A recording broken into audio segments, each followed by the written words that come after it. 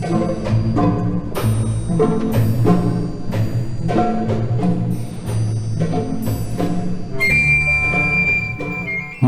rayonunun Ərkivan qəsəbə sakini Oruc Nəzərov uzun illərdir ki, meyvə ağaclarını zalaq etməklə məşğuldur. O, bu üsulla bir ağacda 4 cür alma, digər gövdə üzərində 5 növ gavalı, şaftalı ağacında isə ərik və digər meyvə növlərini yetişdirir.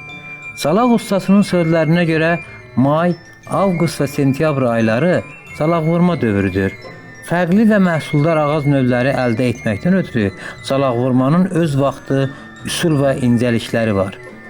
Meyvə bitkilərinin zalaq edilməsində qələm, keçirtmə, yarma, qabıq, göz, lülə zalaq üsullarından istifadə edən təsərrüfatçı deyir ki, ağacın ömrü yerli şəraitə uyğun seçilmiş zalaqaltının xəstəliyə, zərərvericilərə davamlı, geniş kök sisteminə malik olmasından asılıdır.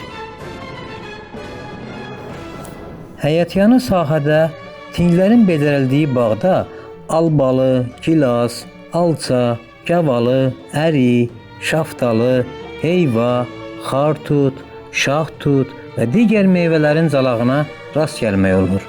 Bağban ağacların suvarılmasına, onlara vaxtında qulluk göstərilməsinə diqqət edir.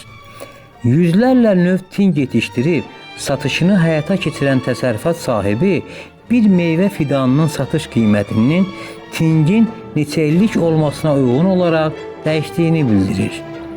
Oruc Nəzərov eyni zamanda təsərrüfatında 220 ədəd göyçə alçası da yetişdirir. Hazırda məhsul dərimidir.